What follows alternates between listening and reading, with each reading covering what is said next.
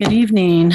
I'd like to, do I call to order and then do the, okay, so the city of Campbell is no longer requiring face coverings to be worn inside city facilities. However, all are welcome to wear face coverings should that make them feel more comfortable. Should health directives from the County of Santa Clara or the Centers for Disease Control change, the city will comply.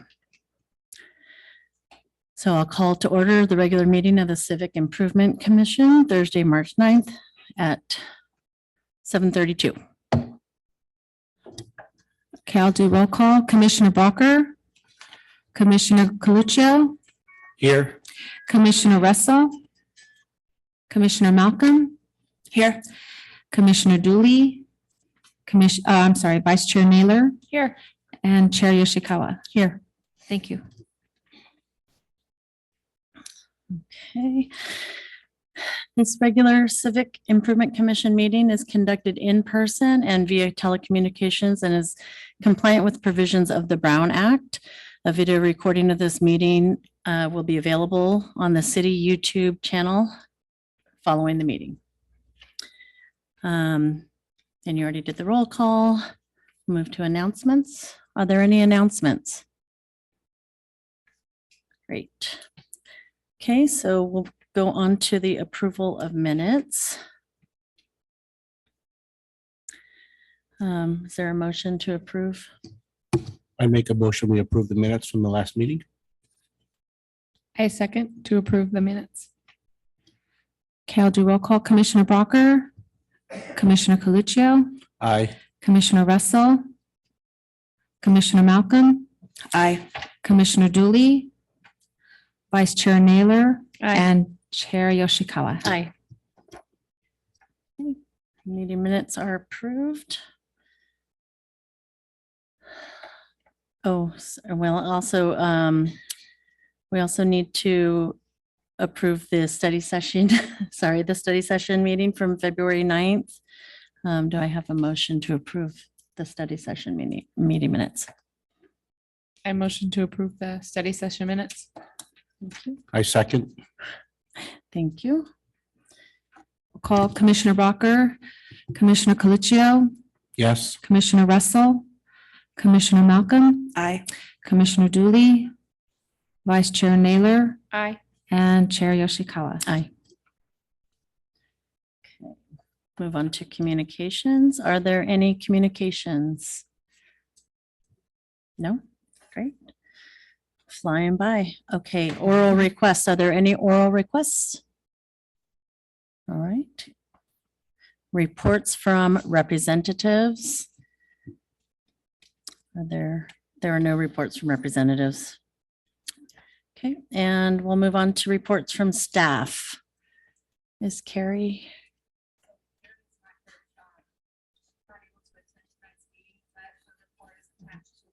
Okay. Okay. Oh, thank you.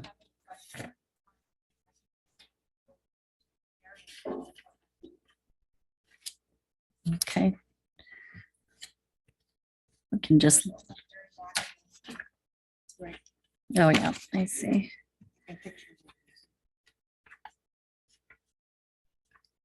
Oh, there we go.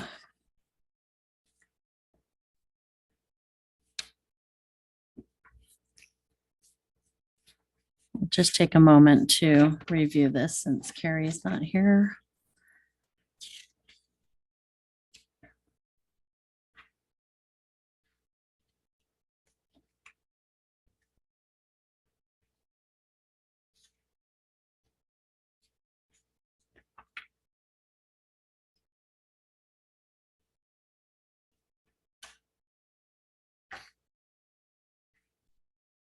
Looks like they've had all of their field trips resuming and good turnout with the volunteers, et cetera. Okay, does anyone need more time for review? Want to give another 10 seconds or so? Does anyone on the commission have any questions for Carrie or the museum? We can get Diana could reach out to her if anyone has any questions. Okay. Great. I think.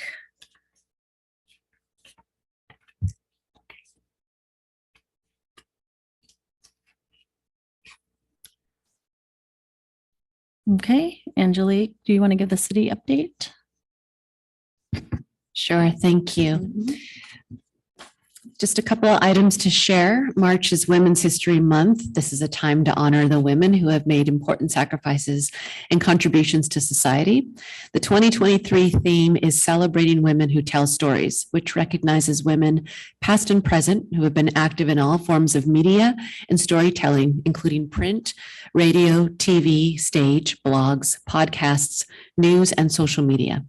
Though the list is long, some popular historical figures who are recognized during the month of March include Maya Angelou, Maxine Hong Kingston, Hovita Idar, Toni Morrison, Gloria Steinman, and Betty Soskin.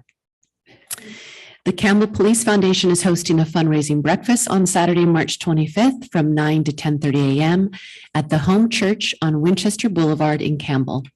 Tickets are $25 per person and can be purchased at campbellpolicefoundation.org. The Campbell Summer Recreation Activity Guide is available online. Registration for preschool for summer and fall begins at 10 a.m. on Tuesday, March 14th and March 15th. Campbell Recreation Scholarship Fund. Please help support the Recreation Scholarship Fund, allowing Campbell youth to participate in recreation. And finally, the Campbell Heritage Theater has an amazing lineup with the a cappella sensation Voctive on Friday, March 24th, and Ladies Night with Taylor Dane and Sheena Easton on Thursday, April 27th. For additional information about any of these events and other Campbell Community Center activities, please visit campbellca.gov. And I'm happy to entertain any questions. Thank you, Angelique. You're welcome. Does the commission have any questions on the city update? Okay, great. We will continue moving on. New business.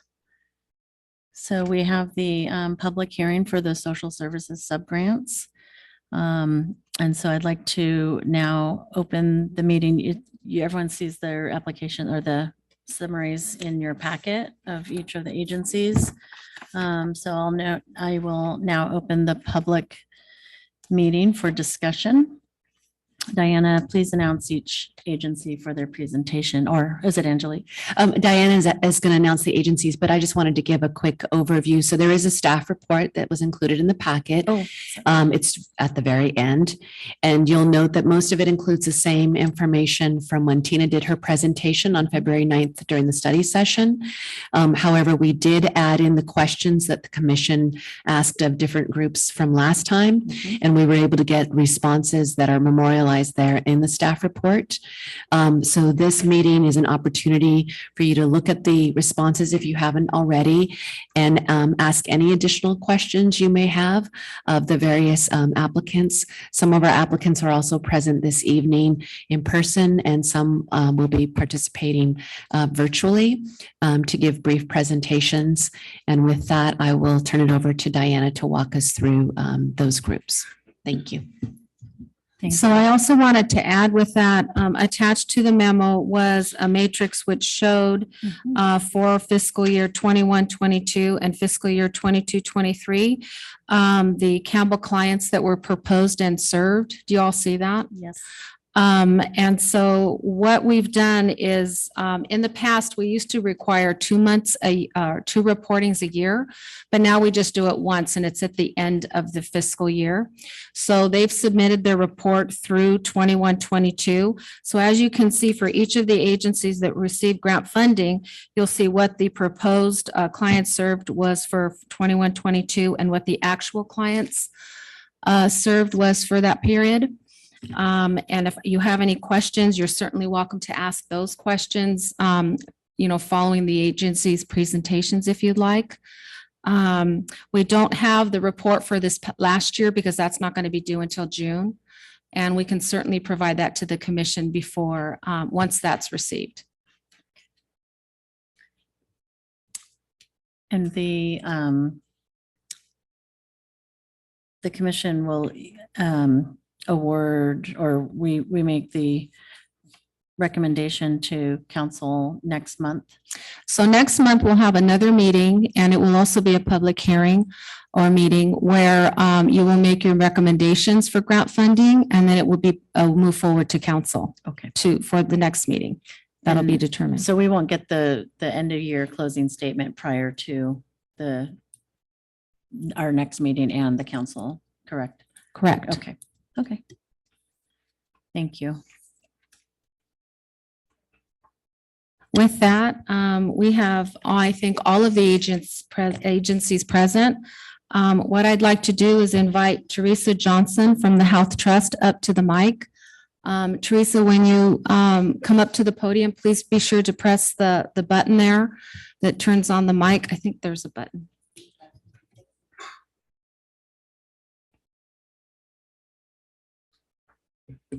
Hi. Perfect. Okay, got it. Thank you.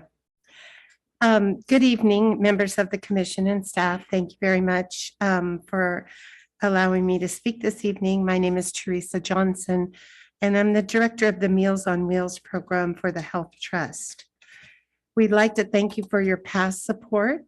The goal of the Meals on Wheels program is to provide food for seniors who are homebound and at nutrition risk, and to help our clients stay independent in their homes. Since the beginning of the COVID pandemic in 2020, we have more than tripled the number of clients and meals that we provide. We're currently serving about 7,000 meals a week, and we anticipate serving about 300,000 meals this year. We did expect the demand to decrease as vaccinations and the pandemic waned, but that didn't really happen. What we found was that most of these clients who signed up during COVID were homebound seniors with very low income and little access to food. Because of the great publicity during that time period, they were able to find us in much larger numbers than they had before. So we still are serving about 90% of those clients. Last year, we lost over $1.5 million in COVID funding. This this current fiscal year, we lost about 1.5 million in COVID funding. Next fiscal year, we expect another $1 million in funding to not be available for us. Your support will help us continue to serve Campbell residents and Campbell seniors in need of home delivered meals. In the fiscal year 22, we served 28 Campbell seniors and provided just over 7,000 meals, home delivered meals. That cost for the Health Trust was approximately $77,000. You assisted us with those costs to provide meals for approximately 10 of those clients with your grant of $13,500. We are requesting $24,000 this year to partially fund home delivered meals for approximately 15 of the expected 30 or more clients we will serve in Campbell next year. We are asking for funds for the vendor cost for those meals only. We are not asking for staffing or administrative costs. The seniors who we will be serving are isolated, they're homebound, they're low income, and they're nutritionally at risk. Seniors who are not easily able to access other foods such as congregate meal sites, food banks, and things like that, or even grocery stores. Your contribution is critical for us because we leverage your contributions and funding to raise other needed dollars through donations and grants. The Health Trust fundraises extensively year-round to help support our Meals on Wheels program. Our projected budget for next year, we're looking at about a $2.1 million deficit, but we will continue to work on that so that we continue the level of service that we provide seniors. We do provide more than a meal. In addition to hot and frozen meal service, we provide wellness checks on our clients. If they don't answer the door, we follow up with them. We follow up with their emergency contacts. Since many of our clients live alone, our drivers might be the only people that they see during the week. For most of our frail and elderly clients that live alone, we also offer a free Friends for Meals on Wheels program where we provide weekly phone calls or visits depending on their their needs. They can participate in group televisit calls with other seniors. And we also work with San Jose State Bachelor of Social Work interns who visit the clients, do health reassessments, and provide resources where needed. Our program is listed in telephone assistance on various social media sites, search engines, and we have an online application that's available on our website. We do have staff and volunteers who speak English, Spanish, Vietnamese, and Mandarin. And we regularly contact our senior low-income housing sites to provide flyers or make presentations in order to outreach to people not only in Campbell, but in other cities in our community. We can also use a translation service for up to 180 languages. We now offer 3 menus, kind of a mixed American style and Asian fusion menu, as well as vegetarian. Our clients receive a handmade lap blanket made by volunteers and a card on their birthday. And our low-income clients living alone will receive a holiday gift, might have things like activity books, scarves, socks, hats, hygiene kits, etc. Our food is made by 3 local vendors. It's made fresh and delivered to us. We had to change our distribution model due to COVID and the high number of clients we need to serve. So for most clients, they get a week or 2 meals a day, 7 to 14 meals a week, and they're delivered frozen. If they don't have a microwave, we'll provide that for them. For our most frail clients, we can offer a 5-day-a-week hot meal delivery, and we still do that for a small number of clients. I'd like to end with a quick story about Cassie. She's 96 years old. She lives alone in Campbell.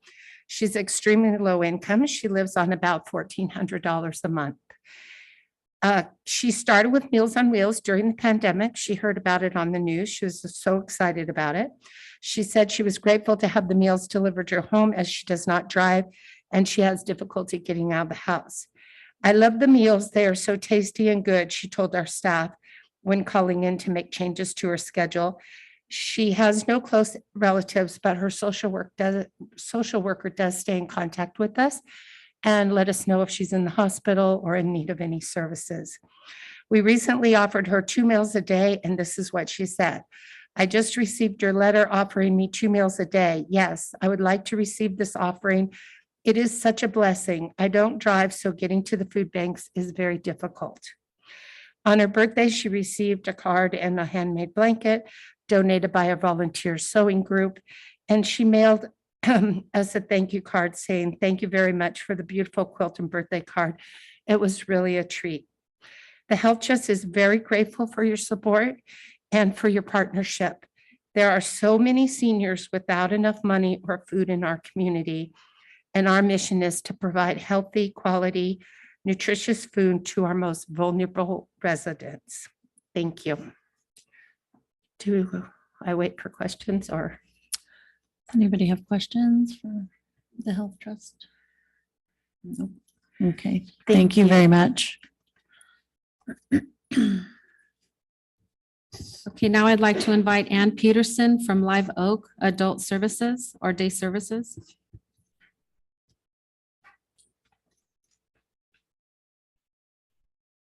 Good evening, Commissioners. Live Oak Adult Day Services is celebrating its 40th anniversary this year, so we're pretty excited about that. Live Oak has been serving Campbell clients for quite a few years, and you guys have been very gracious and generous to grant us funds each year. We don't serve a lot of Campbell clients. We usually have we usually state that we'll serve 5 to 7 clients per year, which doesn't sound like very much, but the amount of services that we provide are pretty extensive. So our program runs Monday through Friday from 9 to 3. We have a center in Willow Glen and a center up in Los Gatos and the center in Cupertino that all serve Campbell clients. Folks come in, they get breakfast, they do current events, they do arts, music, they have a lunch. All the clients that come to us, for the most part, are low to extremely low income, according to HUD guidelines. Live Oak is the one adult daycare that provides services to those in the lowest economic levels. We use funds such as yours and other municipal funds, foundations, things like that to offset the costs so that we provide the costs on a sliding scale for each family, depending on what they can pay. So the clients that come in have a wide variety of diagnoses. All of them have mild to moderate dementia. Their families are trying to keep them home for as long as possible. They, will have folks who have Alzheimer's disease, Parkinson's disease. They'll have had strokes, other kinds of dementia, depression, different things like that. So the families, our mission is to provide a valuable program to those with mild to moderate dementia, but our secondary goal is to provide respite for the families. So these are families that aren't sending their loved ones off to assisted living or memory care. It's pretty expensive. So if they were to pay our whole fee, it would be about $3,000 a month. Assisted living is usually like $10,000 a month. So it's a huge benefit. And then we try to offset the costs for everybody. Although it's not a large number of Campbell residents, let me just tell you sort of some stories about how Campbell residents come to us. So before COVID, I was working in the Cupertino Center, and there was a woman there, 92 years old, whose daughter worked at De Anza College. She was in admin over there. And every day she would drop her mother off to us.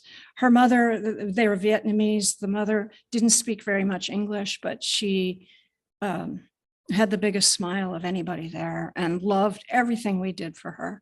So she stayed with us every day, up until COVID. And when COVID came, we were shut down for 1.5 years. We tried to bring her back, but she had become so frail that she couldn't manage coming back. So that's kind of a trajectory that was common for some folks. We had another gentleman in Cupertino. His wife had died in India, and so the family brought him over because the kids were all here. He coming and listening to music and bowling and throwing beanbags was not in his wheelhouse, that's for sure. And so it was a difficult transition for him. He liked even the food, and all the cultural things were difficult, but over time he began to love it. And actually he came to us after COVID. So we had him for the whole last year. Currently before COVID, we had 2 folks from Campbell at our Willow Glen Center. One of them was always impeccably dressed, and her daughter would drop her off before her daughter would go to work, kind of thing. We currently have somebody from Campbell, and it's a little bit of a more difficult story, actually. It's a husband and wife, and she has a diagnosis of Alzheimer's. She's coming to our Willow Glen Center twice a week, and they say they can't afford more although financially it looks like they should, but they don't want to pay more. And we're like, okay, we need her in the center more days. So we're going to cut back on their rate and bring her in 4 days a week. And the reason that we're worried about her is because they seem to have a little bit of a contentious relationship, and and the husband has very few inner resources to handling somebody who's deteriorating. And when she comes to us, she's thrilled. She gets to dance, she gets to eat, she gets to talk, she socializes with other folks. It's really, really important for a family such as that to have a place like Live Oak. And we want to just make sure that they continue to do well at home and as well as can be. And I'm sure, again, the situation is very tough for him to actually put her in placement somewhere. So Live Oak has when we do our evaluations and things, we always come up with, we keep, it's every year, it's pretty much similar. 85% of our families are able to keep their loved ones at home. So that's really, really important. And then when we do the annual survey, the caregivers will always report that their life has improved. 80% of the caregivers will always say that it's a huge improvement for them. So although our numbers aren't large, I want you to understand it's a lot of time that we spend with them, and it makes a huge difference in the lives of each of those individuals and their families. Thank you. Any questions? I don't think, no questions. Okay, thank you so much. Okay, at this time, I'd like to invite Kosaria Henderson from Next Door Solutions to Domestic Violence up to the podium, please. Thank you. Again, my name is Kosaria Henderson. I'm the Executive Director at Next Door Solutions Domestic Violence. I just also want to thank my colleagues here that are in from all of their CBOs that do this amazing work and have done it for many, many years, I'm sure, and give to this community over and over again. So Next for Solutions Domestic Violence, we're celebrating this year will be our 52nd year. We are the oldest and only single domestic violence standing organization that serves this county. We are the first domestic violence shelter program that's bilingual in the country, and are the second shelter program in the state. So altogether for domestic violence. And I just wanted to come and share and of course say thank you for your continuous support year after year. As you will see in the report, our numbers grow and grow from Campbell. And a lot of that has to do with our services and outreach and our ability to have staff doing outreach and being in other places throughout the county. Our organization and what we're asking for today is really a segment of what the work that we do, like many of the other providers. So we're asking for our crisis and community support, which is really when someone comes to our organization, and they come by many different ways, through sometimes law enforcement, but also many times through our hotline, which we serve. The county sees about 21,000 domestic violence calls to CBO DV hotlines. We serve about 15 to 17,000 of those. That's how large we are as an organization comparatively. And we, when someone comes to us, we want to make sure that they have an advocate in person, and now through COVID, we've learned to be able to do it online, like many other organizations that did not have the resources to do that beforehand. But we are able to be with them throughout the entire process. A lot of safety planning, as you can imagine, in domestic violence, a lot of legal assistance work. We do a lot of getting them access to additional services, be it some of our providing agencies here that have food services and ongoing, health and wellness services. In addition, though, we're also asking for services through our support groups. We see a lot of Campbell residents come through our support groups, which we offer in any given week from 12 to 16 support groups a week. And everything from an LGBTQ+ group to a youth group. And they're offered both in person and online. We even have a quilting group that we see because there are a lot of ways that people come to healing and support. And we know it's not all through traditional talk therapy, which is actually even separate, a separate service we provide. In addition, when someone comes to us, we're able to help them, guide them through an immigration process, help them find culturally responsive services that are specific to their family, help them figure out what the next steps of hope and support and in their journey. And some of our families stay together, some of our families don't, right? And whatever their journey that they choose, we're with them along the way. So as you can see, our numbers have risen. I think we're upping our ask this year to the numbers that you've been seeing. So over 60 now we're asking, and we're asking only for $4,000. We understand that resources are limited. We actually, it costs, just for what we've asked for, it costs about $54,000 to serve those 60 individuals. And we are seeing an increase in that, particularly with our additional access and additional outreach. We also do receive the police reports from Campbell PD for domestic violence as an organization. I would just like, outside of any questions you might have, I just wanted to tell you about a resident that, Campbell resident that we're working with now. She came to us initially in January. She has 4 children. She was physically abused and psychologically abused by her partner and her ex-partner now, and came to us and needed support. And she came in, we were able to provide her with crisis and community support services, which again includes safety planning, risk assessment work, lethality assessment work, and as well as a restraining order services, which was something that she wanted. So we were able to provide with the restraining order services and actually get her connected to immigration support. And she continued to be with us through our case management services, which you've also seen in in our proposal. And our self-sufficiency case management services are built just for that.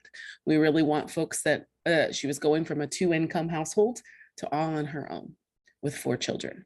And we wanted to make sure that she had everything she needed. And so she continues to have a self-sufficiency case manager that works with her. She now is employed.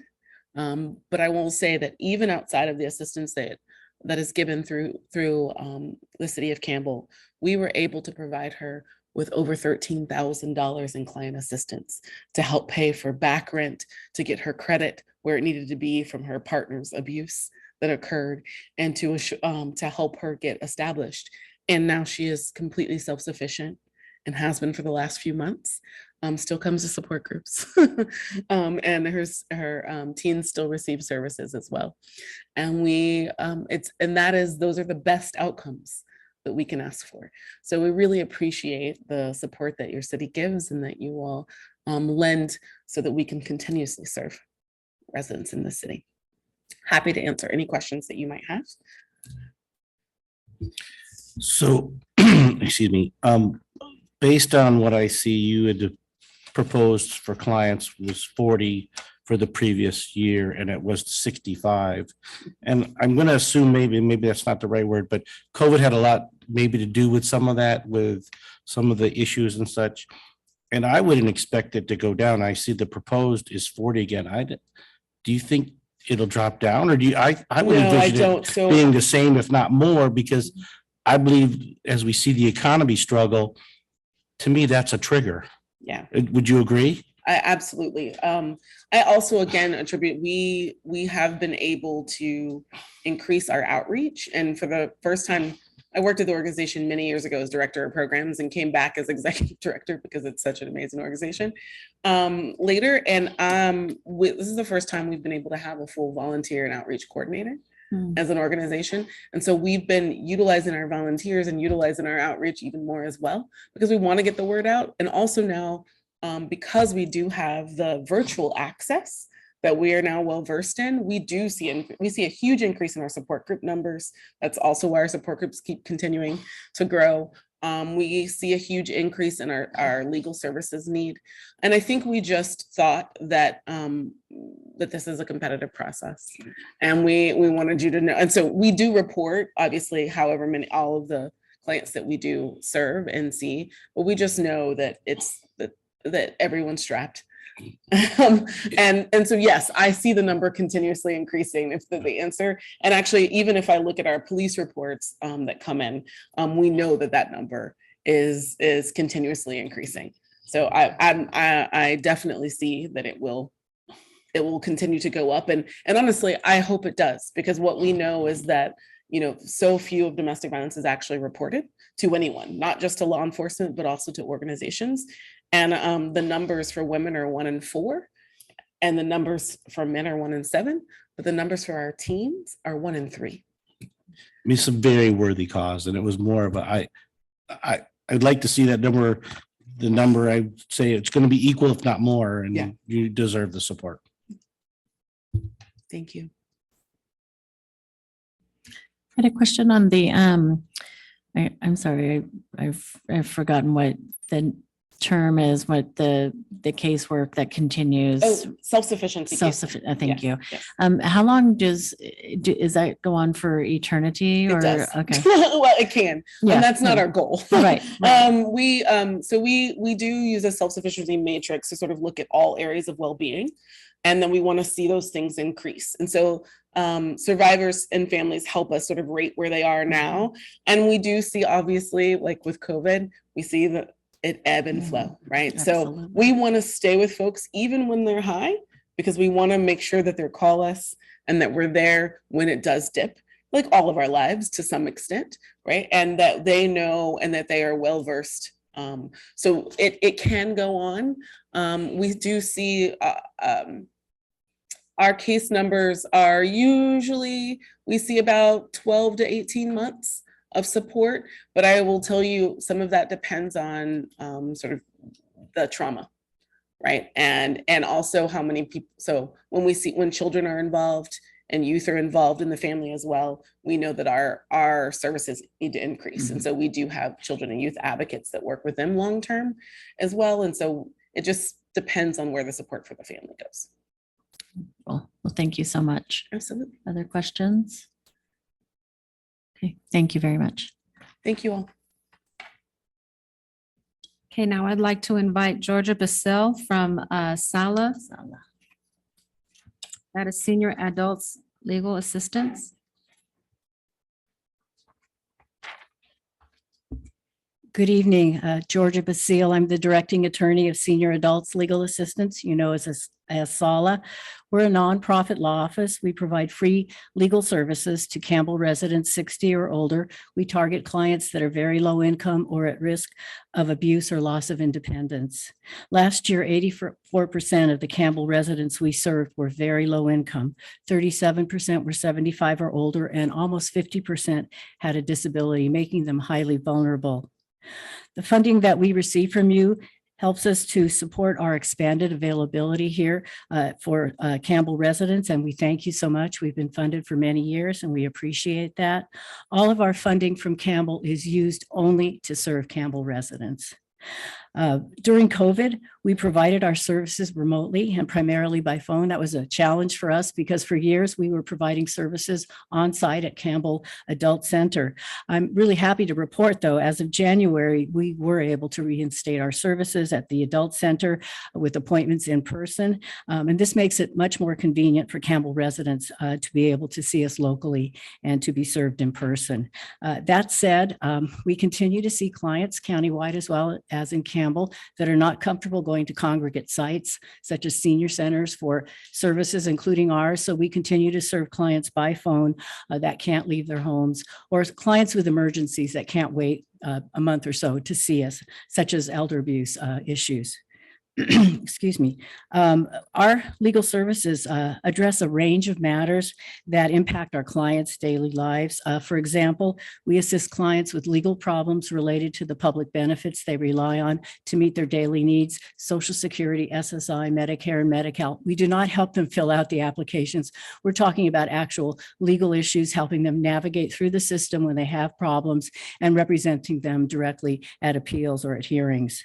We assist clients that are worried worried about eviction, clients that need reasonable accommodations in their funding, in their housing because they have a disability, or clients whose housing is otherwise in jeopardy.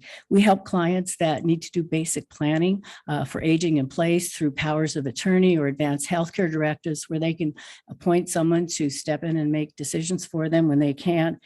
And regrettably, we continue to see clients that are victims of elder abuse, physical and financial, usually by someone living in their homes or someone they know, such as adult children, grandchildren, caregivers, tenants, and even people that they rent rooms out in their homes to. We were asked to share a story about our services so you could get a better idea of what we do as attorneys. I wanted to state, though, that as attorneys, we are caretakers of our clients' confidentiality and trust. So to preserve their privacy and dignity, I really cannot share a story about a Campbell client. I don't think a client would want to see their story at a public hearing publicized. It might, how do I say this, impede their trust and ability to come in and share personal things with us. So what I will share with you is a composite of some cases that we've had from several cities that represent a situation we see often. And that is a client who's a victim of elder abuse and a client who's facing eviction because of that. So this is a story about Mrs. C, who's an 80-year-old widow who has a physical disability and relies upon a walker. She lives alone in an apartment in a low-income housing project for seniors. Unfortunately, she has a daughter who's mentally ill and is not taking her medications.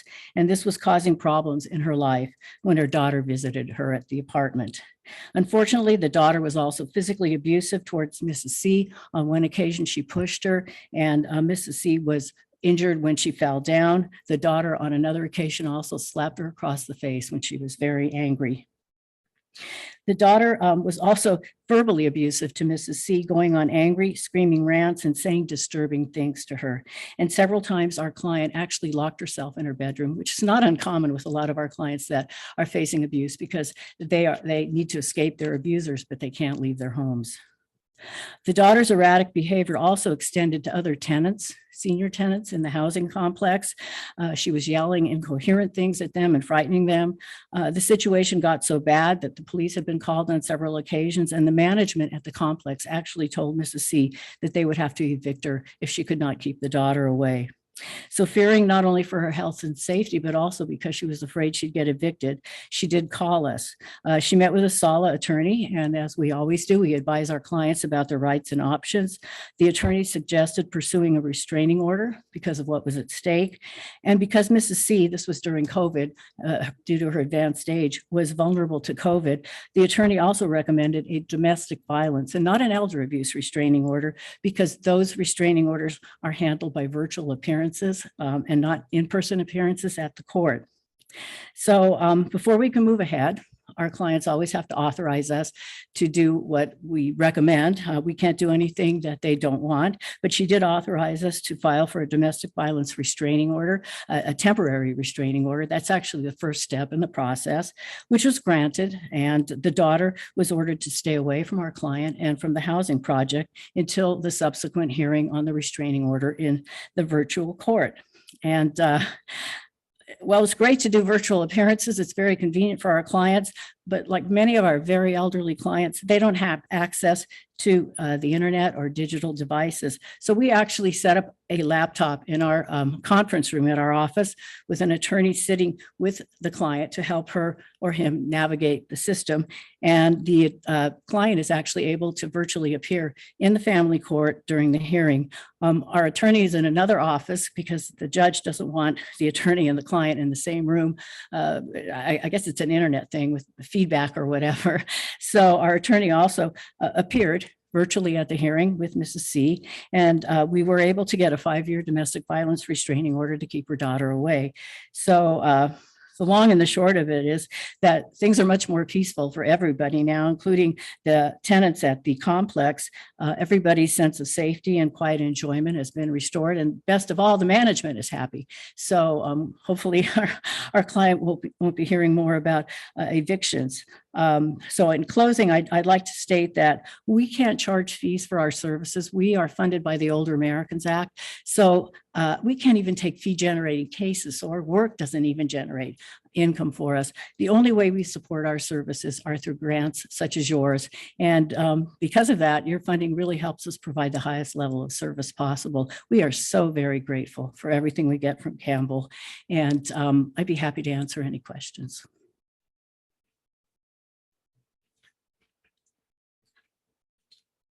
Thank you so much. Thank you. Okay, now I'd like to invite Kathy Ramos from St. Lucie, St. Vincent de Paul. I had to be up here. First, I'm Kathy Ramos. I'm a volunteer at St. Lucie, St. Vincent de Paul. We're all volunteers who work there. I want to share with you what we do, give you a couple of examples of clients that we have helped, and then just do a wrap up. As I mentioned, we're all volunteers. We operate out of a room at St. Lucie Parish site on Winchester. Our scope is different since COVID, with continued emphasis now on homelessness. We still do have a food pantry, which is open on Tuesdays. We provide grocery store vouchers to people with homes, and we provide fast food cards to homeless people. And we also give them food, toiletries, and socks. We haven't had we used to be open 5 days a week. Now we're open one day. On Fridays, the Catholic Charities and Second Harvest group actually hand out food at that site. They have about 700 people now a week that come through. And I learned that last week there were 175 people. Of those 700, 175 were people who walked through. So that means they are definitely Campbell residents. We do not support that, except we have volunteers that work at both of those. But we do anticipate that that project will not go on much longer because there's shortage of volunteers and funding. So we do anticipate that we will be opening up our pantry more days a week and have that need. So that's the food side. On the rent side, we handle that over the phone now. By email. Our bookkeeping does track the Campbell grant separately, so it ensures that only Campbell residents are getting the money from the Campbell grant. And on to the rents. This is Irma Balson. She does all of our interviewing and research for our clients who are asking for rent. She speaks Spanish fluently, which is a big help. We have had an increase of people asking for help with rent. You know, the eviction moratoriums expired last year. And I went back and looked since our fiscal year began on October 1st, we've paid out $14,000 to landlords of 12 Campbell residents. And $9,000 of that came from the Campbell grant. The remainder from other conferences. We're considered a conference, and we go to our central site, which is a council, and they will go out and ask other parishes if they'll help us. We give them a story, and then they help with payment. And typically for a Campbell resident, we will pay maybe $700 out of our funds, and we'll get $1,000 from other people. So I'm going to share a couple of examples here. The first one is Raul. He lives on Quainus Drive in Campbell. He was referred to us by Patricia, who works at the Campbell Senior Program. I don't know if you know Patricia. Raul is a 67-year-old veteran. He was homeless and living in his car for 2 years. He does work as a handyman when he can find work. He is now applying for Social Security and looking into VA benefits. Patricia actually helped him find a place, and he was able to pay the deposit, but he couldn't pay the first month's rent.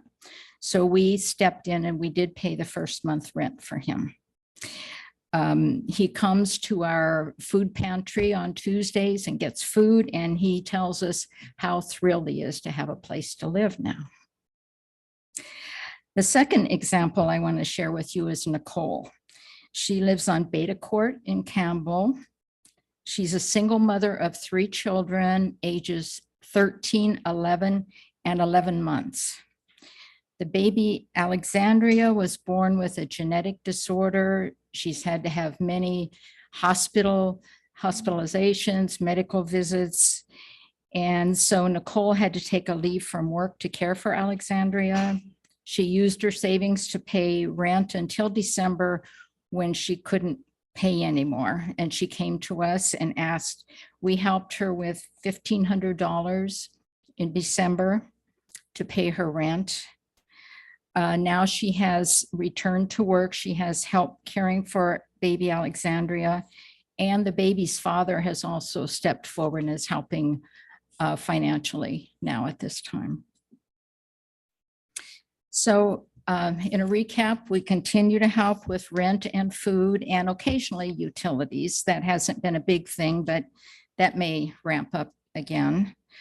We do help outside the Campbell boundary, mostly within our parish boundary, which goes up Winchester farther into San Jose.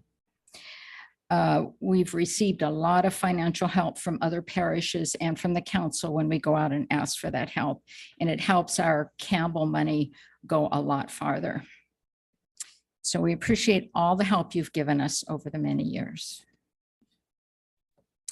Can I answer any questions? Does St. Lucie still allow unhoused to spend the night in their cars or in the parking lot?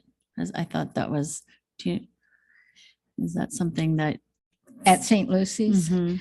I'm not sure if that's still, do you know? No. We don't have that.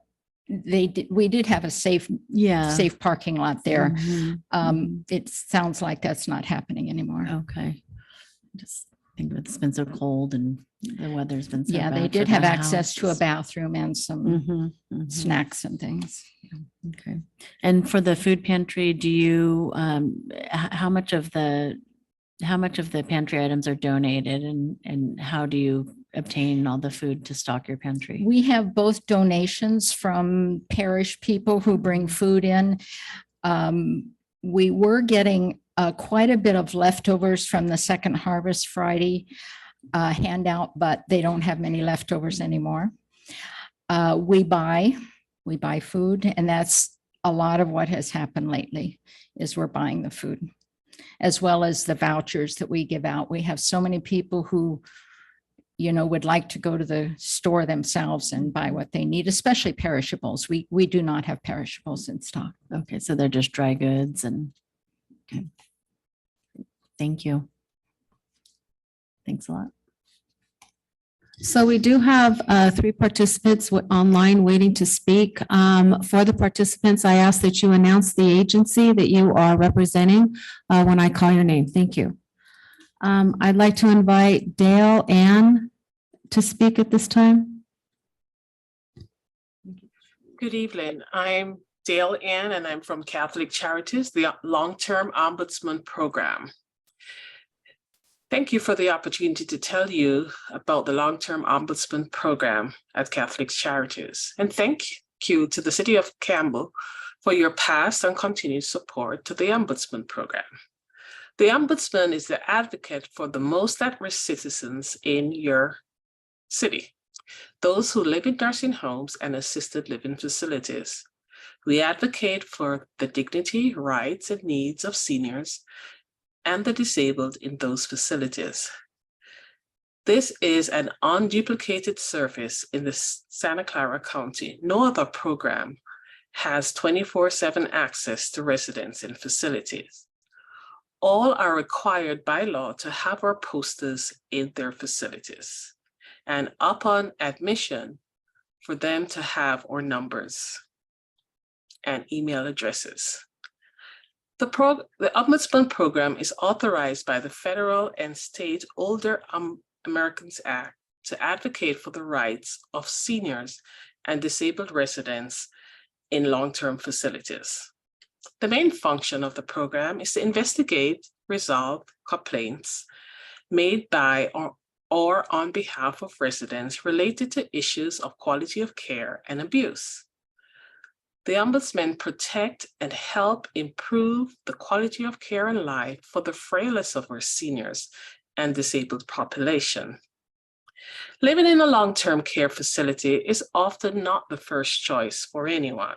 Many seniors and disabled adults have no option but to live in a facility, and for this reason, it's very important that their rights are protected. These facilities are their homes, and many are being discharged because the facility did not like the problem family or they prefer private pay over medical reimbursements. The Ombudsman often can stop these discharges if we are notified in time, allowing the senior to stay in their home. In essence, we investigate elder abuse, train facility staff on elder abuse, resolve complaints, mediate, give referrals, and witness advanced healthcare directives.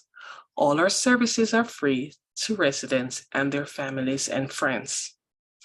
We partner with other agencies such as Silicon Valley Independent Living Center, SALA, Next Door Solution, the police and the sheriff's departments, as well as Adult Protective Services and CDPH and Community Care Licensing. We serve 3 skilled nursing facilities, plus 16 residential care facilities for the elderly. We serve a total of 551 beds in the city of Campbell. The need is great, but together we can make a difference. We're grateful for the partnership and financial support from the city of Campbell. Thank you for the opportunity to tell you about the long-term care ombudsman program at Catholic Charities. I want to give you one story. This past year, we were able to get some resources to purchase and donate comfort electronic pets to a few of the residents in Campbell.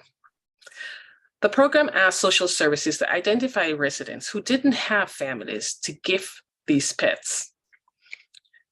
When one resident received her cat, her electronic cat, she was so delighted and excited and comforted by the gift. She didn't want anyone else to touch it. She kept it close to her heart, and everywhere she went in the facility, you could see her with her pet. She even named the pet Sweetie Baby. Do you have any questions?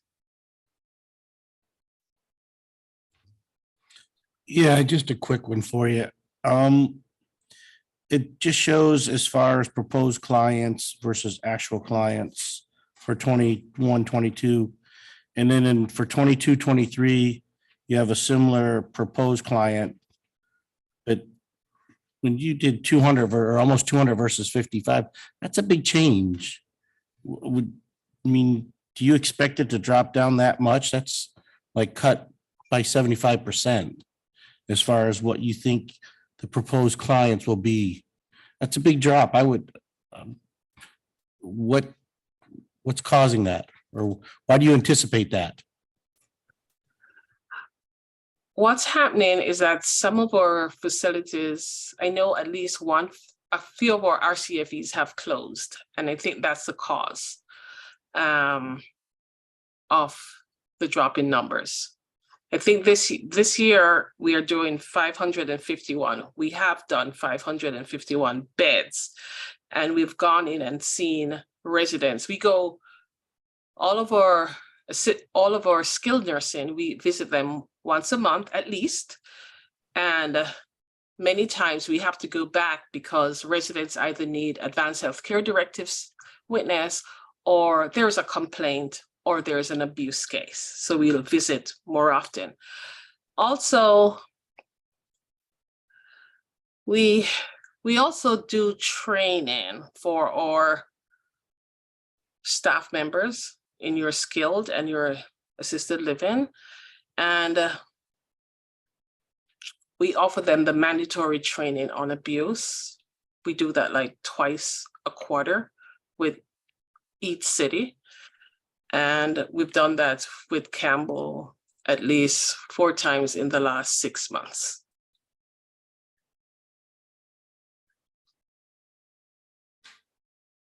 Thank you.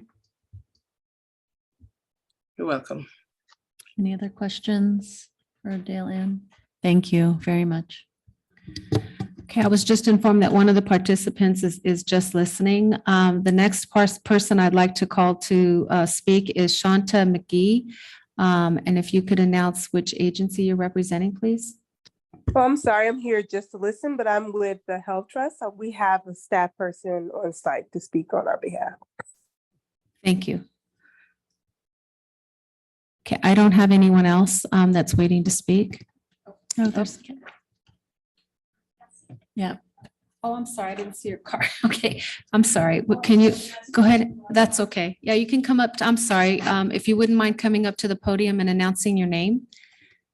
I'm sorry, I didn't see you. I have this big screen. Thank you. That's okay. Okay, thanks. Hi, I'm Marika Sayok. I'm with Cassie, standing for Counseling and Support Services for Youth. I actually submitted a PowerPoint, but, oh, perfect. So maybe we'll walk through it together. And so we are a brand new applicant to the city of Campbell. And so I'd like to spend 10 minutes to first introduce Cassie to all of you, and then talk about the services we do provide and what that looks like for Campbell residents. So we were created in 2009. We are a nonprofit of mostly marriage and family therapists or social workers, and we place them on site on school campuses. We've been working with many school districts in both San Mateo and Santa Clara, and this grant and this application is specific to Campbell Union High School District.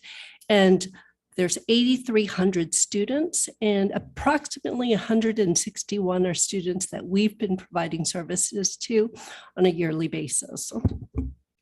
Our mission and our vision is to really help students receive the continuity of support they need to focus on their academic well-being, their social and emotional health, and really help them so that they can focus on what they need to do so that while they're on campus, they could really focus on the academics. Obviously, with the pandemic, things have really put into light the mental health stresses that our kids are facing. So our values are we hire, train, and mentor professional therapists. Every single therapist that is placed on campus is registered with the BBS. And so we provide all of that professional care that you would normally expect if you're going to a therapist onto a campus. None of the students ever have to be questioned about financial, insurance, and any barrier that prohibits a family from receiving care. They're on campus, they see us, and every enrolled student is available to Cassie. We partner with schools that value mental health, and we really tailor our programs for each individual school. At Campbell Union High School District, we're at every single high school, and we have been working with Campbell Union School District, which is the K-8. And actually, we're also working with private schools, and I'm trying to get a therapist so that we can work with St. Lucie students as well. And we make ourselves available regardless of the ability to pay, which is why I'm here. And in the past, we've been able to partner with school districts so that they just pay for our services. Mental health services have skyrocketed over the past couple of years. And so to really ensure that we don't burden our school partners, we have taken upon it ourselves to really fundraise and seek contributions from cities we're at. So what does that look like? So I mentioned in the PowerPoint, 8,300 students are at the schools, 161 are Campbell students that we have actually worked with. So any student can come to Cassie, they can receive on-campus therapy. They'll get a diagnosis, they'll get a treatment plan, and we'll do weekly counseling on campus. We could do individual or group. We also do psychoeducation to staff so that what is a risk, what is requiring a safety plan. We're on campus so that if there is a need, we're there. And unfortunately, that had to happen several times. We also do a lot of work with parents and community.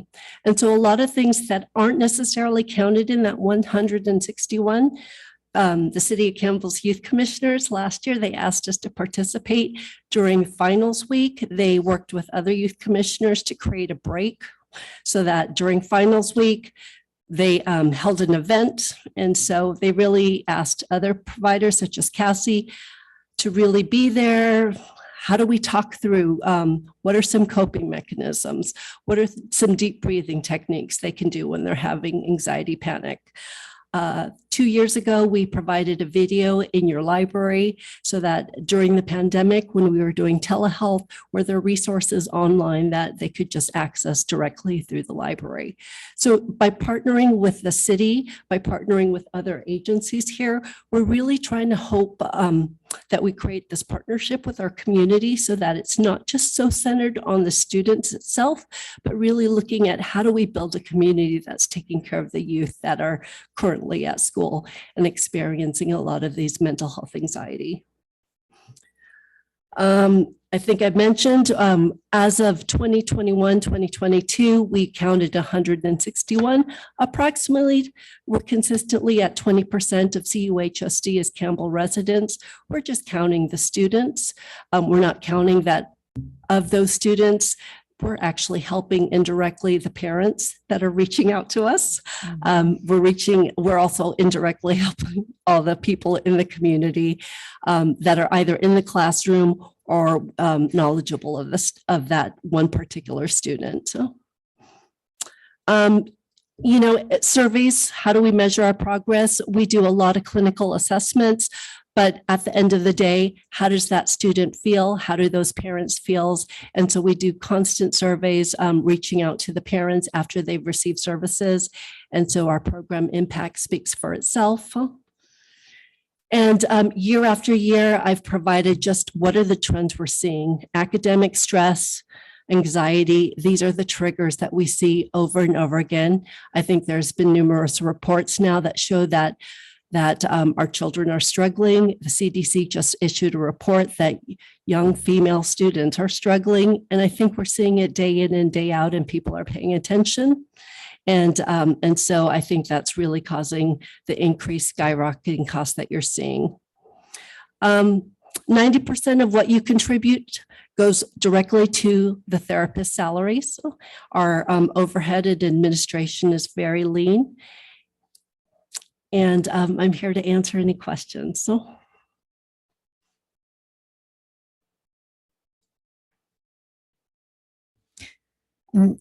The therapists you have therapists on site, is that full-time? Like there's Full-time. one therapist per high school? Correct. Okay. One therapist on, and that's designed so that they could do the sessions. They could be a part of the community. Many of them have been there for many years. We've been working with Campbell Union High School District since 2015. So they really are part of the staff and the students really feel comfortable reaching out to them. And do the high schools still have other counselors at Yes. all? Okay. So every single high school is working with the county to build a wellness center. And so I think that their long-term vision is to have a wellness center that they staff themselves. They are a social worker with Pacific Clinic and then a therapist that could do that direct intervention and counseling. That's the long-term goal. And obviously things change and fluctuate, but that's currently what we're working on and the vision we're all working towards. So. Yeah, that's amazing. Thank you. Any other questions? Okay. Thank you so much.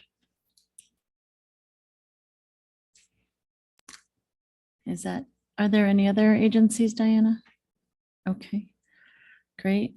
So I'll now ask if there are any other members of the public who wish to comment. Online, okay. If there are no further comments, I'll now close the public meeting and would like to thank the social service subgrant applicants for attending this evening's meeting. We really appreciate all of the work you all do. Wish we had $1 million to hand out. But it doesn't go unnoticed, and we know it's not a lot, but hopefully it helps.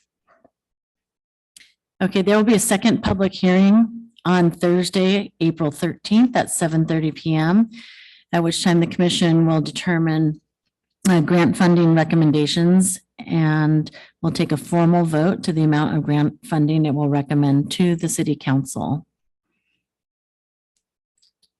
Okay, so I now invite Assistant City Manager Angelique to discuss item number 2 on the agenda for proposed fiscal year 23-24 funding. Thank you. So as you indicated, the commission will be back here on April 13th to discuss the presentations and recommendations for funding. We wanted to share with you a side note that the city manager's office will be taking our budget to the council in June for approval. And as part of that budget, the staff is recommending an increase for these particular grants of 10,000 each fiscal year.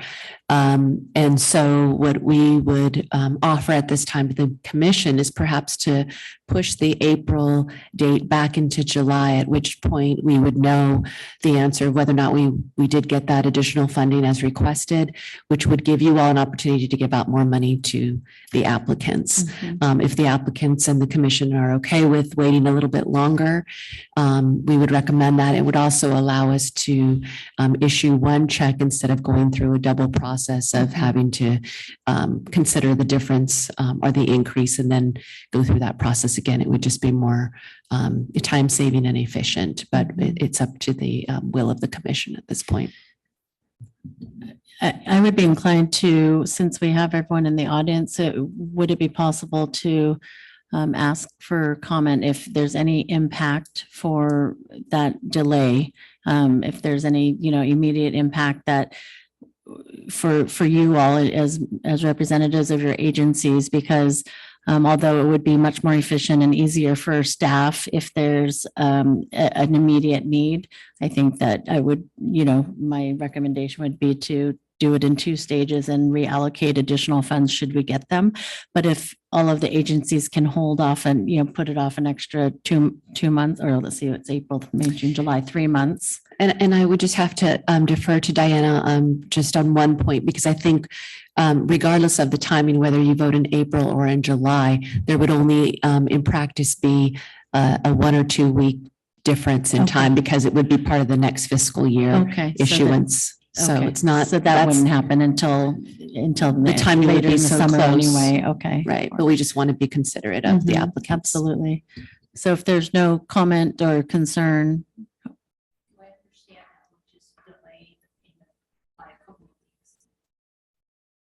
Yes, that's correct. Would this mean that funding would start on July 1st? Or would we not receive funding for those 2 weeks? No, it comes with the next fiscal year, which begins July 1st, but the check would be issued a couple of weeks later. That's why it would be difficult to have an interruption in services for a week or 2. It doesn't appear to be the intent. Would we have an indication of what our board might be before July 1st? Or no? I mean, if you were, yes, I mean, we could certainly reach out to the commission and the applicants immediately following our budget meeting with the council and just give a sort of an update on what how the council voted, so that when the commission returns in July, if it's still at the same amount that it is now, or if it has increased by the amount that staff requested. So there shouldn't be an issue with us at least giving an update before the July commission meeting. Thank you. Does that make sense for everyone? Is that okay? Great. Well, thank you for attending, and, hopefully we can squeeze a little bit more Get a little blood out of the turnip. Thank you. Yeah, that's the plan. We do, every year, at least I can speak for myself, and that every year I push back every 2 years, I should say, when we do this. So I always push back and say, can you go ask them again? Can you ask them for more? Can you ask them to not cut as much or whatever? But so we're fighting for you. Okay, so that means that we'll do the we would change the agenda for the April 13th and move that to July or June. It would be July 13th if we're looking at the second Thursday in July. Unless we were to go, but I think our budget hearing with the council is at the end of June, if I'm not mistaken, isn't it June? Why am I thinking June 20? So the soonest we could do it is 6th. July, the July meeting. Correct. Okay. Okay. Because of funding that would be available as soon as the commission just gave their award recommendations and we were able to send that to council and receive feedback, I would then process the check requests.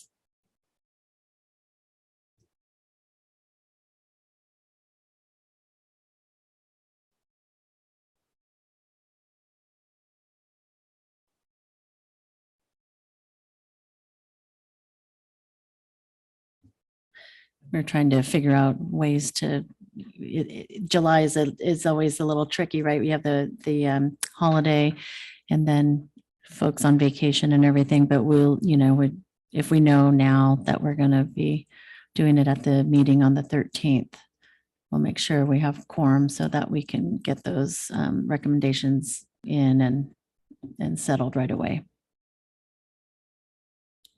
Yeah, so and if there's an earlier date that we're able to come to, then we'll obviously let all the applicants know, give you ample notice so that you can be present or participate virtually as well. Okay. Another idea is to have a special meeting. That's what we were just saying. And Yeah. I just don't know what is the council date? You said in June. June 6th and the 20th are council meetings. So we'll have finalized budget by the 20th. So we could call a special meeting, a special meeting for this commission sometime after the 20th and before the 13th. If we do that, I don't know how much that would benefit the agencies, but we're certainly willing to try and be flexible and accommodate. And if the 13th is okay with everyone, then I think we can just leave it as is as well. Is there anyone that we know that cannot attend on July 13th? Okay, not at this point. Okay, so we'll keep it for the 13th. And if anything changes, we can let everybody know. So July 13th. Okay.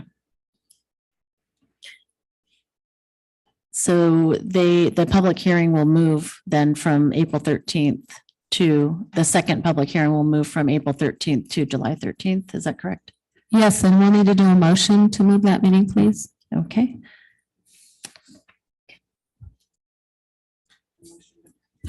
A motion to move the meeting to July 13th. I second it. That's the public hearing portion, right? We'll still meet in July, in April, excuse me. Yes. Okay. I just want to be able to take, because we have been indicating that we were going to have a public meeting on April the 13th. So I want to be sure that we publicly note that we're not going to, we'll waylay it. I'll do the roll call. Commissioner Brocker, Commissioner Coluccio, Aye. Commissioner Russell, Commissioner Malcolm, Aye. Commissioner Dooley, Vice Chair Naylor, Aye. and Chair Yoshikawa. Aye. Thank you. Thank you. Okay, great. So moving on the agenda, we have unfinished business. There's no unfinished business.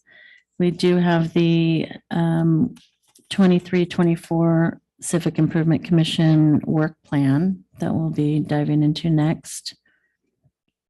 So I invite Recording Secretary Diana Johnson to provide an overview of the 23-24 Civic Improvement Commission major work plan. Thank you all very much. Thank you for attending tonight. Nice to see you again. So attached to the packet is the it's actually the current major work plan for the Civic Improvement Commission. And what this work plan is a matrix of the different projects that the Civic Improvement Commission does in a year, or in this case, it's 18 months, and the schedule and time in which that they anticipate that these projects would be incomplete and to begin and to the end. We will have to look at these dates and change the dates as a lot of them have passed. So I'd like to turn the mic over to Chair Yoshikawa so she can go over the different projects and her experience and knowledge of, what the schedules typically look like. And then as a commission, we can then, or you can then decide what the schedule will be for this upcoming year. This information then is also provided to City Council as a Civic Improvements Commission work plan for the year. Okay. Any questions before we get started on the work plan? Okay. So for item number 1, we've got review and approve the social service subgrants. Obviously, we talked about the timeline changing here, changing there. So the public hearing, 3/9 and 4/13 will move 3/9 and 7/13. 23 and city council action. Well, no, well, because the budget meeting would be the budget approval would be on the latest the 20th of June, but then we would have to give our recommendations on the 13th of July, then the council, correct? Then they would receive. That's Right. correct. So, Okay. so we should have a conversation offline about possibly doing this in June. Yeah, maybe So that we could take it to the first Mhm. available council I meeting agree. afterwards. Perhaps we could do a special meeting and then have it awarded, city council action. The June, what is their first meeting after the 20th? Looks like they're dark on July 4th. So the next meeting that they have currently scheduled is for July the 18th. Okay, we can.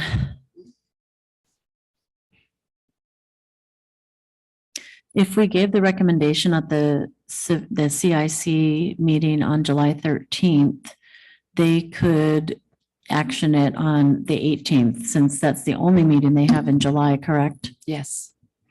Because of the holiday. You're right, but there is, we have to get our reports and anything to the city clerk's office, usually 2 weeks, isn't it 2 weeks before? That's okay. With typically, yes, but when there's a commission hearing right before the council meeting, they let us do a report, as long as we're consistent with the Brown Act, so Okay. 72 hours, but we could have it pretty much ready to go and then just be filling in the numbers.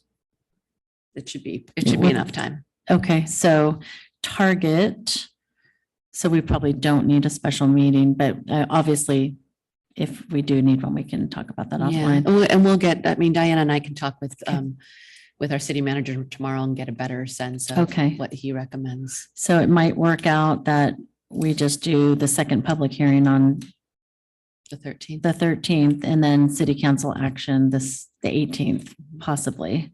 Yes, target. And if there's, obviously, city manager may have some concern with that or timing wise, so we'll just kind of adjust accordingly on the fly Sure. after we hear. Yeah, after you guys speak with them.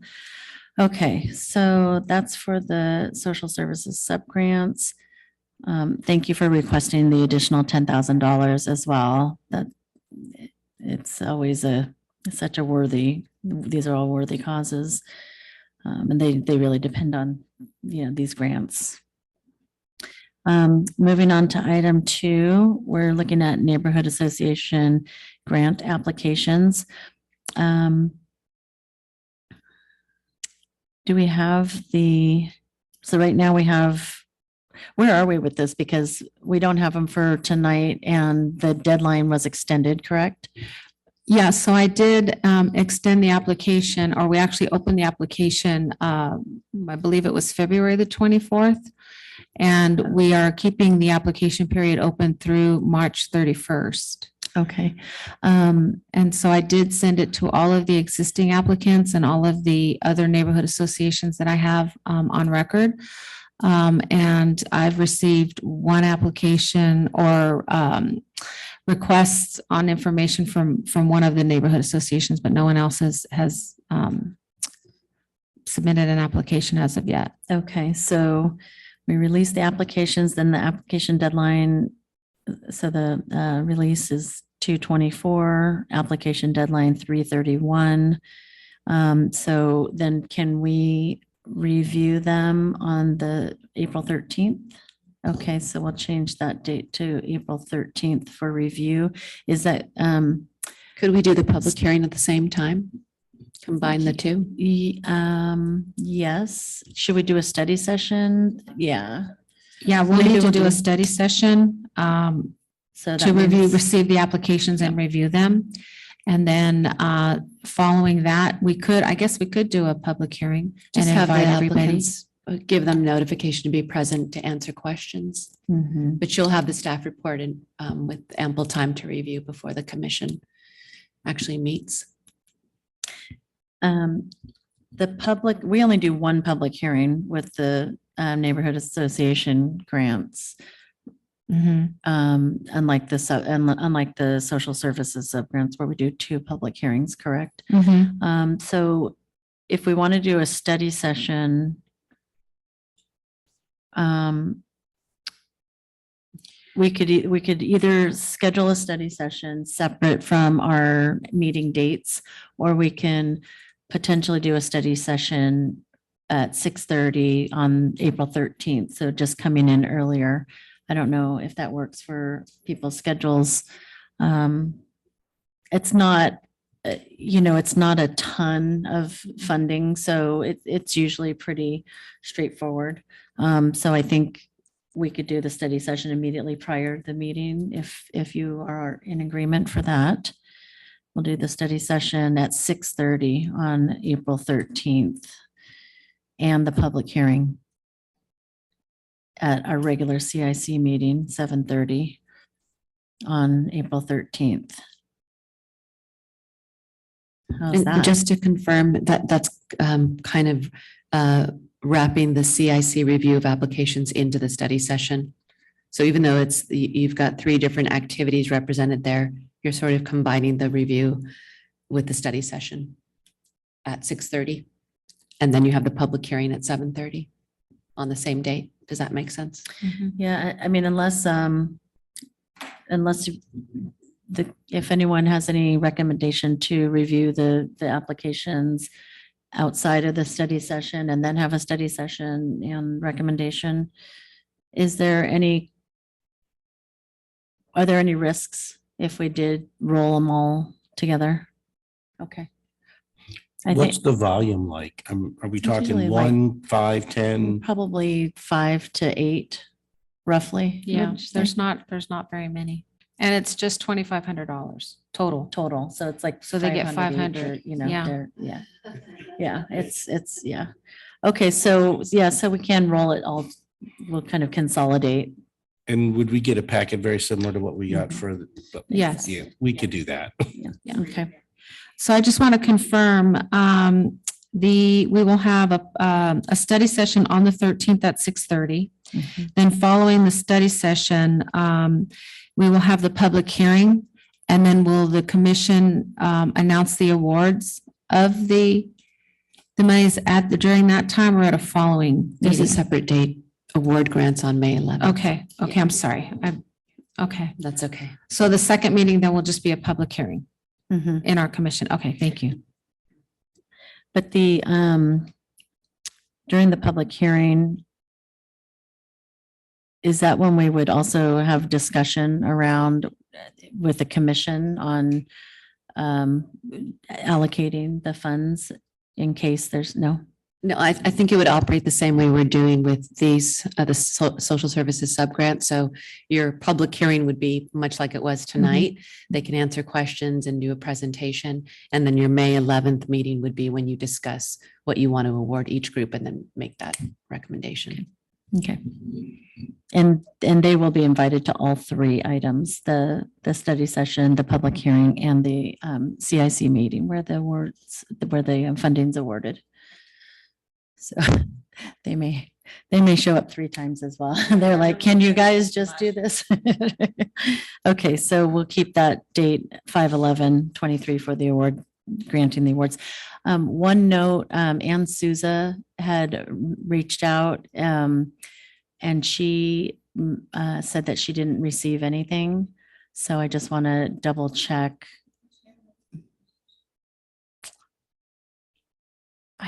I can double check for you. Okay, I'll have her reach out to you and so that we can update any, because I think she's back on her neighborhood association board. She had to step down when she was on CIC. So now she's back on. So I'll have her reach out. I'll just ask her to reach out to you to update the contact information. Perfect. Thank you. I'm sorry, I don't recall which neighborhood association. Okay.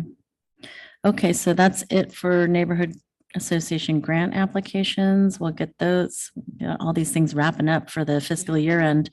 Number 3, we have CIC Youth Commission, a joint meeting, which I think is a great idea. We haven't done one in a long time. We've had them like come and speak or share, but I think a joint meeting is something that would be really great and even potential for collaboration on certain projects. So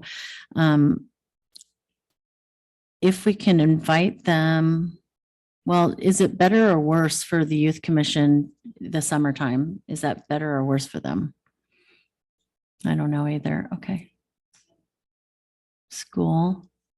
June. Well, it depends. If they're private, then it's usually May. And if it's public, they're usually like second week in June, they're done. Or yeah, around there.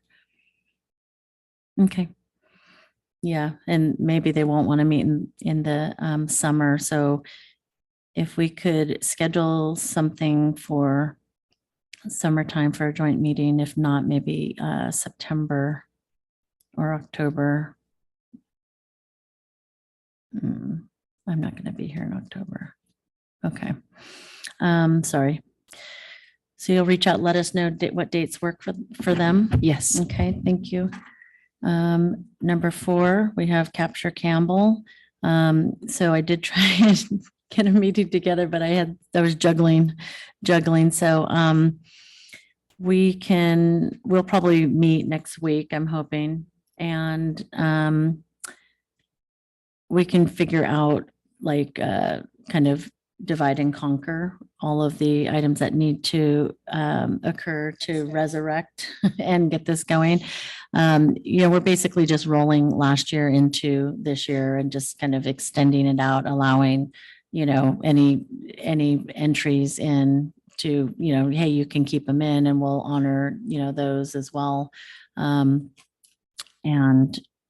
And then it was just a matter of kind of figuring out the timeline for when we would want to close it and judge and award the prizes and the whatnot. So we can do that offline and come back with some pretty good dates for our next CIC meeting. Any questions on that? Okay. The pilot beautification grant subcommittee. Is there anyone who has an update on that?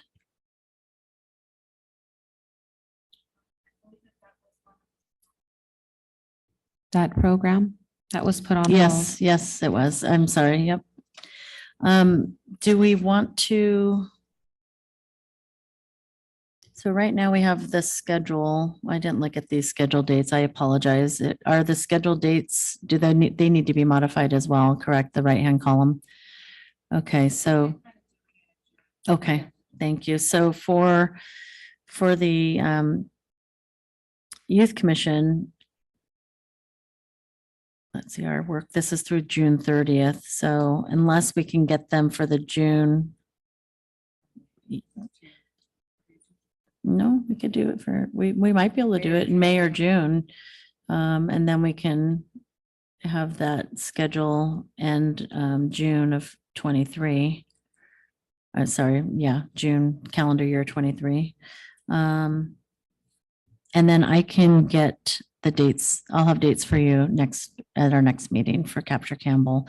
For the pilot beautification, do we want to keep that on our work plan as just like on hold, but so we'll just change the scheduled dates to on hold, but we don't want to lose sight of it in case that's something we want to revisit next fiscal year. Campbell Cares, the neighborhood refresh. I know that Commissioner Brocker was working on that, but is okay. We can waylay the date for this for the next meeting. Okay. Or when he provides an update, Perfect. then he can include that in his discussion and then I can update the work plan. Okay. So Commissioner Brocker will get us up to date with new dates for our next meeting in April. Explore Art. Let's see, we have Commissioner Dooley, Malcolm, and Colicchio. Anyone? I can kind of jump in because I was on the subcommittee prior. The sidewalk chalk art. We did that at Boogie on the Bayou, which is the festival downtown. I think it's Memorial Day weekend typically. It's in May. And we just got, a bunch of big boxes of chalk and let people, kids, family, just kind of on central between like where, right in front of the coffee shop and the museum, the historic museum. We just opened, that was blocked off. And since it was a pedestrian zone anyway, and people just did that, we kind of just brought a table out and a sandwich board and we just put a sign up that said, it was basically Civic Improvement Commission sponsors the sidewalk art. Grab a piece of chalk and have at it. So if the subcommittee would like to try and do that again, that's coming up rather quickly. So I encourage you to meet, and I have a sandwich board that any of you can use. And Diana, I think we can pull together some minimal funding to order chalk like we did before. Do you think? Okay. Okay. Okay. Okay, wonderful. Donate chalk. I'll get the sandwich board and I will be out of town Memorial Day weekend, so I won't be able to help out with that. But if you guys want, then I can get a sandwich board to you and whatnot. And then the solidarity panels, just so you're all aware, I do have those art pieces. If this subcommittee would like to try and figure out a way to display those or organize something where they could be on display, I'm happy to send you photos. They were from basically around downtown San Jose during the 2020 with all of the protests and some rioting and things that occurred after the murder of George Floyd and other numerous unarmed folks. And the storefronts were just boarded up. Downtown San Jose looked very sad. And there was a group of young students who said, this is our city. We go to San Jose State. This looks horrible. It makes us sad. So let's make them beautiful and put up pieces of art that show up for the community. And so I actually have some of those panels and they're wonderful, but that might be another project that you want to try and pursue. Absolutely. Okay. And the neighborhood gateway signs, if anyone's interested in any of these, I can try and forward on what Commissioner, ex-Commissioner Field, former Commissioner Fields, what do we call? Formal, former ex, Commissioner Fields and Commissioner Kaufman, who had done, started some legwork for the murals and the gateway signs. So just let me know, and we can, get whatever they have into your hands. Okay, so next month, we can get dates for some of the Explore Art potential projects. Yes, okay, hopefully. Street names as needed, library, museum, senior center. How CIC can assist. So this was talking about what we can do for outreach, or is this just, does anyone remember this discussion point for? We're tied in pretty closely with the museum and the senior center with Tina and oh my gosh. Yeah, every other month they're here. So, I don't know if we need that on our work plan unless we can put together a project, which would be lovely and potentially a project. So maybe we just think about that a little bit if we want to collaborate with the museum or the senior center.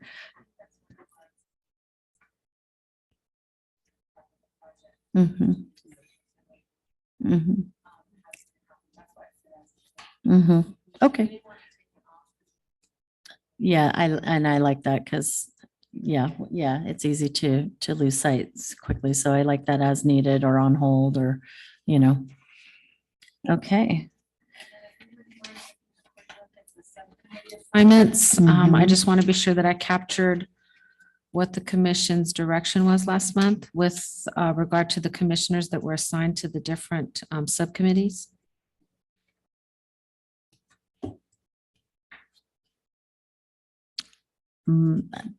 As far as I can tell, they are correct. For the three that I'm on.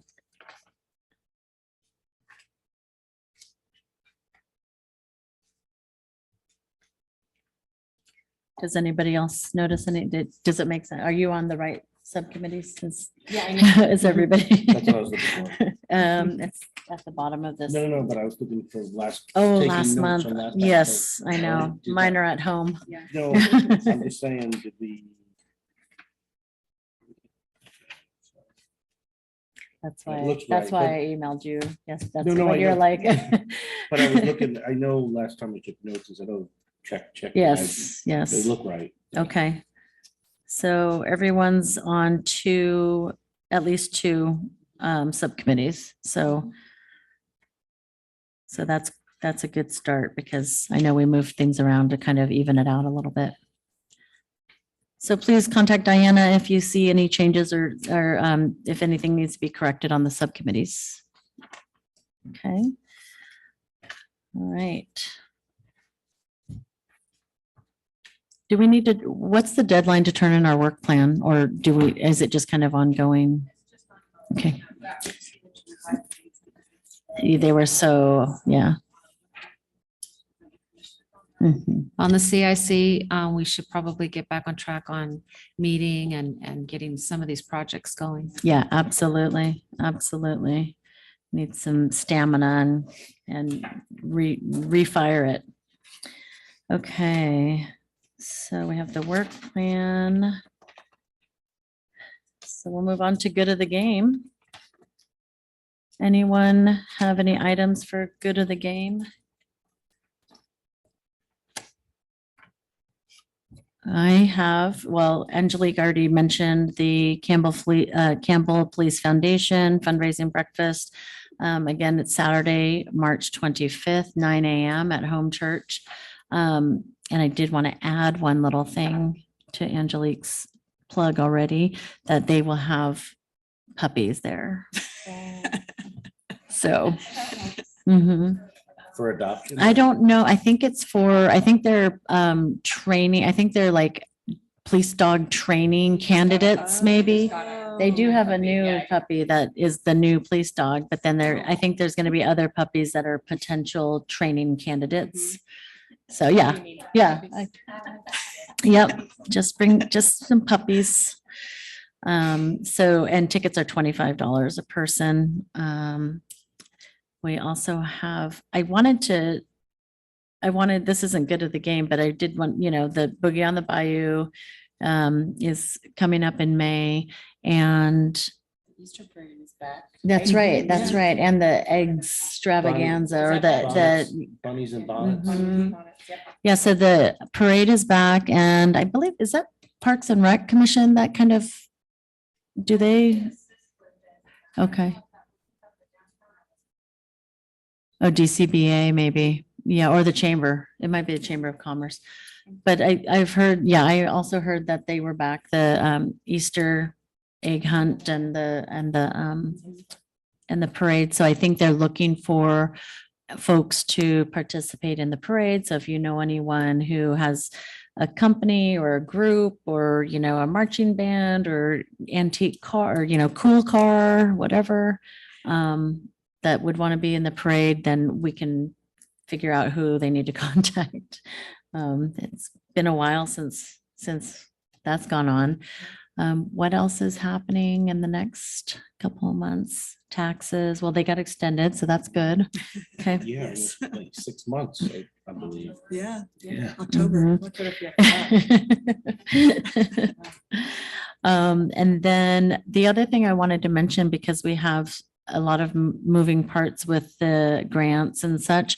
I don't know if it's too early to bring up or if we need to make it as agenda item, but just thinking about the summer months, we usually do cancel one of our commission meetings, so based on, folks' vacation schedules and such. So do we need to put that on the agenda, or is that something we can just, but give it some thought or kind of, think about that with, Probably not July. probably not. Please. With all these, Actually, and maybe we could, maybe Diana, you could reach out to the commissioners asking if they have any vacations planned over the summer for that reason, because if there are any, then maybe we do need to try and figure out a special date if we can't make one. I'm going to Scotland in July. Okay, that's okay. So- Okay, Just to make things difficult. It will, so during the 13th though. I so- don't actually, I can't remember off the Okay. top of my head when it is, but it's sometime in the middle, so probably. Okay, So, maybe you leave on the 15th. I- I'm just kidding. We'll see. I'm just kidding. Just let us know. Thanks. And that's okay. If we get too many though that are out, Yeah. then we're gonna have to adjust some of our timelines. Okay, next month. Okay. Okay. Anything else? All right, I think that's it. We will adjourn this regular meeting of the Civic. Oh, shoot. I apologize. Okay. Yeah, it was kind of the work plan. Yeah, so subcommittee reports, I know we talked about that in the work plan. Is there anything additional that anyone would like to mention from the subcommittees? Okay, with that, we can adjourn this meeting. A regular meeting of the Civic Improvement Commission is now adjourned at 9:19. The next regularly scheduled commission meeting will be Thursday, April 13th at 7:30. Thank you.